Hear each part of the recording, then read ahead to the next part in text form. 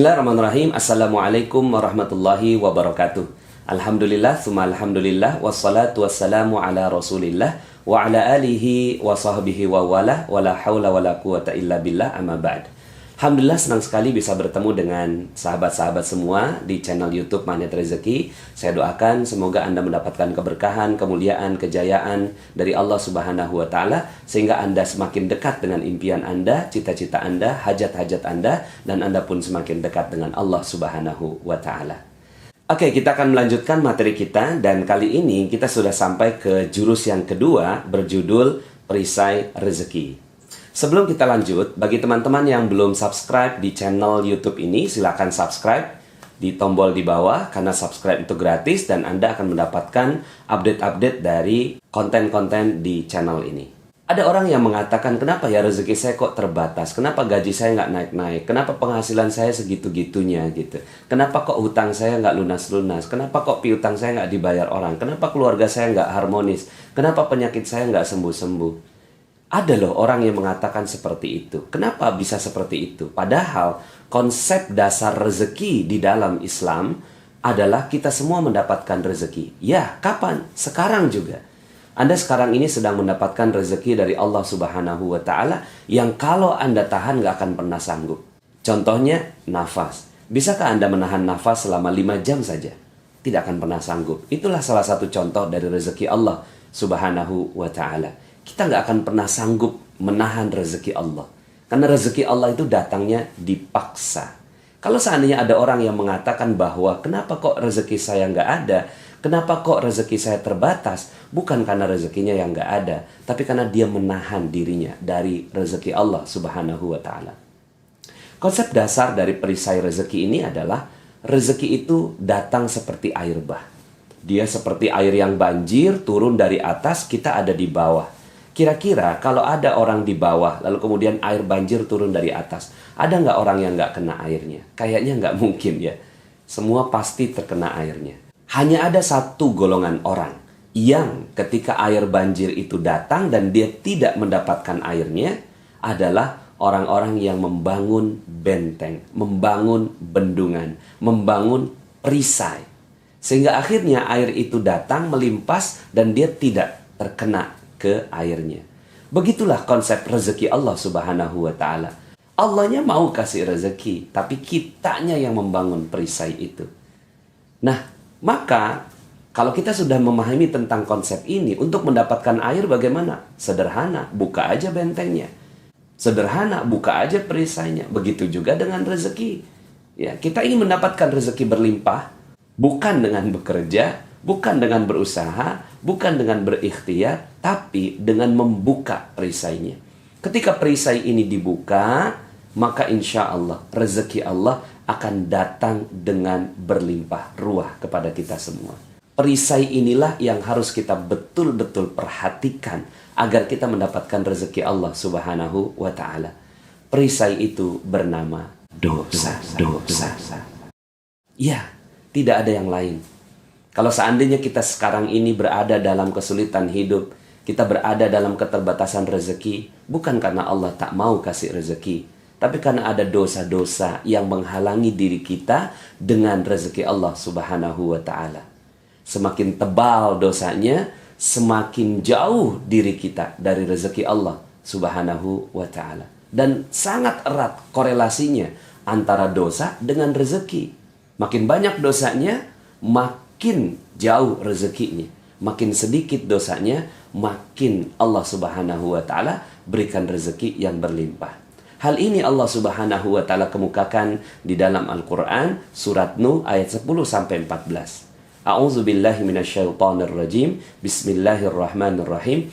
Faqultu astaghfiru rabbakum innahu kana ghaffara yursilis samaa'a 'alaikum midrara wa yumdidkum bi amwalin wa banin wa yaj'al lakum jannatin wa yaj'al lakum anhara ma lakum la tarjuna lillahi waqara wa qad khalaqakum atwara. Maka minta ampunlah kalian kepada Allah. Innahu kana ghaffara, sesungguhnya Allah Maha Pengampun. Kalau Allah sudah ampuni, maka sederhana. Allah Subhanahu wa taala janjikan yursilis samaa alaikum midrara, akan Allah turunkan kepadamu hujan dengan lebat. Masya Allah, ya. Hujan dengan lebat, bukan dengan rintik-rintik, bukan dengan gerimis, hujan dengan lebat. Ini adalah tamsil dari rezeki, bahwa Allah Subhanahu wa taala akan turunkan hujan yang lebat. Hujan ini kan barokah, hujan ini kan rezeki. Allah tambahkan di ayat berikutnya, wa yumdidkum bi amwal, akan Allah tambahkan harta demi harta. Coba lihat konteksnya. Allah tidak mengatakan wa yumdidkum bil khairat. Allah tidak mengatakan Allah akan tambahkan kebaikan demi kebaikan. Tidak. Allah langsung katakan akan ditambahkan harta demi harta. Dalam bentuk jamak. Allah yang menjanjikan harta untuk kita di dunia. Ini adalah janji Allah Subhanahu wa taala. Tapi caranya bukan dengan yang lain. Caranya adalah dengan menghilangkan dosa. Ketika dosa kita udah hilang, maka Allah akan tambahkan harta demi harta, demi harta, demi harta. Mau berapa banyak? 100 juta per bulan? 200 juta per bulan? 300 juta per bulan? Ya, asal sebut. Kita minta kepada Allah Subhanahu wa taala, mudah bagi Allah. Syaratnya satu, sudah tidak ada lagi dosanya. Wa yumdidkum bi amwalin wa banin, dan Allah tambahkan anak-anak. Ya, bisa jadi bukan hanya anak biologis, anak keturunan, anak cabang, anak perusahaan, anak buah, dan seterusnya. Wa yaj'al lakum jannatin, dan Allah tambahkan kebun-kebun. Selain dari usaha yang dia buat, Allah Subhanahu wa taala tambahkan kebun-kebun yang lainnya. Mungkin kita bilang, ya Allah udah gak sanggup lagi ngurusnya. Wa yaj'al lakum anhara, dan Allah akan tambahkan sungai-sungai yang mengalir membuat subur itu si kebun. Setidaknya ada dua janji Allah dalam ayat ini. Ya, yang pertama, harta berlimpah ruah. Yang kedua, passive income. Duduk diam, rezeki datang sendiri. Syaratnya satu, yaitu kita menghilangkan dosa. Maka inilah konsep dasar dari magnet rezeki. Dan konsep dasar juga dalam Islam, kalau seandainya kita ingin mendapatkan rezeki yang berlimpah dari Allah Subhanahu wa taala, bukan dengan kerja keras. Ngapain kita kerja keras tapi terus berbuat dosa? Ya, kita kerja keras terus berbuat dosa. Oke lah kalau seandainya dapat uangnya, tapi diambil kesehatan oleh Allah Subhanahu wa taala, diambil barokah dari Allah, diambil keharmonisan dari Allah Subhanahu wa taala. Anak kena narkoba, ya, istri selingkuh, suami selingkuh, kemudian rumah seperti neraka. Mungkin banyak hartanya, tapi Allah Subhanahu wa taala ambil harta yang lainnya. Ya, karena kan rezeki bukan cuma sekedar harta, tapi juga banyak hal. Nah, maka kalau kita ingin mendapatkan keberkahan dari Allah Subhanahu wa taala ini, ingin dapatkan rezeki Allah ini, maka caranya sederhana, pakai cara Allah. Ya, cara Allah ini adalah dengan menurunkan perisai, menurunkan dosa. Lalu dosa apa? Ya memang banyak sih, ya. Maka dalam jurus-jurus berikutnya, di dalam magnet rezeki kita akan membahas lebih detail. Makanya ada 101 jurus. Dengan berbagai macam pendekatan-pendekatan, kita melihat perisai-perisai yang terkadang kita sadar atau kita tidak sadar, ya, bahwa itu ternyata merupakan perisai dari rezeki kita. Maka kalau seandainya boleh kita berikhtiar, bekerja, bersungguh-sungguh, maka bersungguh-sungguhlah menghapuskan dosa-dosa kita. Ya. Ada orang yang bersungguh-sungguh, dia pergi pagi pulang sore, pergi pagi pulang malam untuk mencari sesuatu. Tapi sepanjang dia bekerja, dia berbuat dosa lagi. Dia ambil harta orang, dia korupsi, dia menurunkan timbangan, ya. Kemudian dia tidak jujur kepada pelanggannya dan seterusnya. Maka apa yang terjadi pada kehidupan orang ini? Yuk sama-sama kita jalankan materi perisai ini. Percaya nggak dengan konsep ini? Kayaknya nggak percaya.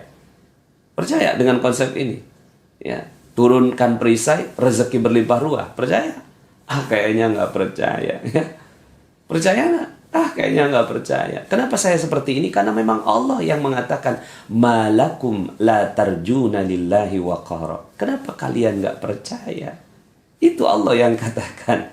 Kita nggak percaya dapatkan rezeki berkah banyak, berlimpah, dan pasif income. Nggak percaya kita. Buktinya kita nggak percaya apa? Buktinya kita nggak percaya masih buat dosa. Ya. Nah, untuk menyederhanakan, ya, ada satu cerita yang ingin saya ceritakan kepada Anda semua yang menjadi model bagaimana keajaiban Allah Subhanahu wa taala datang dengan konsep perisai rezeki ini. Ada seorang nenek. Nenek ini tiap harinya minta-minta. Dia nggak tahu kalau minta-minta itu dosa. Bagi dia nikmat gitu. Sekedar meminta kemudian dia dapat. Maka tiap harinya dia meminta-minta sampai akhirnya dia tahu lokasi basah dan lokasi kering dalam meminta-minta. Nah, lokasi basah itu bukan cuma sekedar di perempatan. Kalau ada ustadz ceramah tentang sedekah, itu basah ya. Akhirnya dia datanglah ke pengajiannya Ustadz Yusuf Mansur. Ya, tapi bukan untuk ngaji, untuk jadi alat praktikum ya. Pada saat jamaah semuanya didoktrin sama Ustadz Yusuf Mansur untuk bersedekah, dia ada di luar untuk menampung dana-dana sedekah. Sampai kemudian ketahuan sama Ustadz Yusuf Mansur, dipanggil tuh si nenek, "Nek, datang pengen minta-minta ya?" "Enggak Ustadz, enggak." "Jangan bohong Nek, banyak orang menceritakan seperti itu." "Enggak Ustadz, gini aja deh. Kalau besok nenek datang pengen minta-minta, saya usir ya. Tapi kalau nenek datang pengen ngaji, silahkan deh ngaji." Besoknya tuh si nenek datang lagi, tapi udah berubah niat. Bukan lagi pengen minta-minta, tapi pengen ngaji. Satu hari ada Ustadz Yusuf Mansur, ada tuh si nenek, ada saya. Itu si nenek ngoceh aja depan Ustadz Yusuf Mansur. Wow gitu ya, nggak tahu orang yang diocehin orang sibuk. Lalu kemudian kata Ustadz Yusuf Mansur, "Udah Nek, nggak usah banyak ngomong, nih gue mau kasih duit ya. 250.000, tapi bukan buat nenek semua. 190.000 bagiin ke orang lain sebagai sedekah, 60.000 untuk nenek sebagai ongkos bagiin sedekah." "Paham?" "Enggak paham Ustadz," kata tuh si nenek. Ya, lalu kemudian kata Ustadz Yusuf Mansur, "Nas, terusin Nas, gue banyak urusan." Ya mungkin ya kalau cuma sekedar jelasin insya Allah bisa lah. Lalu kemudian akhirnya saya jelasin pelan-pelan. "Nek, Ustadz Yusuf Mansur mau ngasih duit 250.000. Betul kan Ustadz? Saya cari Ustadznya. Loh kok nggak ada?" "Oh maksudnya terusin Nas." "Bukan terusin jelasin doang, tapi terusin kasihin duit juga." Aduh, saya ya dijebak sama Ustadz Yusuf Mansur. Tapi dijebaknya yang baik. Lalu kemudian akhirnya saya keluarkan dompet saya, ada duit 300.000. Saya tunjukin sama tuh si nenek. "Nih Nek, ada duit 300.000. Tapi bukan buat nenek semua. 240.000 bagian ke orang lain sebagai sedekah, 60.000 untuk nenek sebagai ongkos bagiin sedekah." "Paham?" "Paham Ustadz." "Oh cepet banget pahamnya ya, karena ada duitnya." Jadi orang kalau dijelasin ada duitnya cepat paham ya. Lalu kemudian 2 minggu kemudian saya ketemu sama si nenek ini lagi. Ya, dia nangis-nangis ya, terharu. "Subhanallah Ustadz, alhamdulillah." "Ada apa Nek?" Lalu kemudian dia cerita, "Itu Ustadz, duitnya saya udah tukerin duit-duit kecil. 2.000, 5.000, 10.000. Karena komunitasnya peminta-minta, cepet habis tuh duit. Sampai kemudian ada 3 orang datang ya. Nek, ya, Nek bagi sedekah kok kita nggak kebagian. Udah habis ya. Jangan bohong dong Nek." Karena didesak, keluarlah bagian dia ya. 50.000 disimpan, 10.000 ya dikasihin sama tuh si 3 orang. "Bagi 3 ya, udah habis." Pagi harinya dia melakukan seperti itu. Malam harinya lewat depan sebuah rumah, namanya Ibu Hajah Maryam. Lalu kemudian dipanggil tuh si nenek. "Nek, sini Nek, ada apa Bu Haji?" "Nggak tahu nih, beberapa bulan ini saya terus keingetan nenek." Lihat kalimatnya, beberapa bulan ini saya terus keingetan nenek. Alhamdulillah tadi pagi saya sudah daftarkan nenek pergi umroh. Alhamdulillah. Saya takjub sekali dengan kisah ini. Ya, Allah Subhanahu wa taala yang mengatur ini semua kisah. Saya menyaksikan Ustadz Yusuf Mansur ngomelin tuh si nenek. Saya menyaksikan juga ketika saya harus melaksanakan tugas dari Ustadz Yusuf Mansur. Dan 2 minggu kemudian saya ketemu sama itu si nenek lagi. Siapa yang mengatur ini semua? Sepertinya Allah Subhanahu wa taala telah mengatur kisah ini untuk menjadi pelajaran bagi kita semua. Bahwa si nenek awalnya berdosa. Ya, tapi awalnya mungkin dia nggak sadar kalau itu dosa. Ya, karena kan orang yang meminta-minta itu dalam sebuah hadis disebutkan akan datang kepada Allah dengan sudah tidak ada lagi dagingnya. Artinya dengan tengkorak saja gitu ya. Saking dihinakannya orang-orang yang meminta-minta ini. Kalau minta sekali 2 kali, it's okay, wajar. Tapi kalau meminta-minta dan dijadikan profesi, nah ini dosa. Nah, awalnya sang nenek berbuat dosa. Sampai kemudian Allah Subhanahu wa taala tetapkan sebuah ilmu melalui Ustadz Yusuf Mansur. Itu pun dipaksa gitu ya. Dipaksa untuk melaksanakannya. Sampai kemudian akhirnya sang nenek ini alhamdulillah mau melaksanakannya. Dia ngaji, dia turunkan perisainya, dia perlahan-lahan turunkan perisainya. Semasa dia menurunkan perisainya itulah Allah Subhanahu wa Ta'ala titipkan orang yang akan memberikan rezeki buat sang nenek. Coba bayangkan, ada seorang, ini saya sampai hafal betul namanya Ibu Hajah Maryam, ya. Lalu kemudian sang Ibu Hajah ini, entah kenapa kok Allah yang buat pemikiran bagi Ibu Hajah ini untuk memikirkan umroh bagi sang nenek. Siapa yang mengatur itu semua? Allah Subhanahu wa Ta'ala. Sampai kemudian ketika saatnya tiba, Allah Subhanahu wa Ta'ala ini memberikan kegembiraan berupa keajaiban, maka keajaiban itu terjadi. Bukan keajaiban itu terjadinya dulu, di masa ini sudah ada keajaiban itu. So, bagi Anda yang menonton YouTube ini, seandainya Anda berada dalam kondisi yang Allah Subhanahu wa Ta'ala tetapkan rezeki Anda masih terbatas, percayalah bahwa ketika kita mau menurunkan perisai kita, ketika kita mau menurunkan dosa kita, ketika kita mau menurunkan hal-hal yang Allah Subhanahu wa Ta'ala larang untuk kita, maka insya Allah sebentar lagi akan terjadi keajaiban bagi Anda. Maka inilah perisai rezeki. Kalau kita ingin dapat keajaiban, turunkan perisainya, maka insya Allah keajaiban akan datang pada Anda semua. Kita cukupkan part yang pertama ini. Yang penting Anda memahami konsep dasarnya, dan insya Allah kita akan lanjutkan dalam part yang kedua. Saya Nasrullah, billahi taufiq wal hidayah. Assalamualaikum warahmatullahi wabarakatuh. Aku udah ngomong belum, perisainya itu adalah dosa.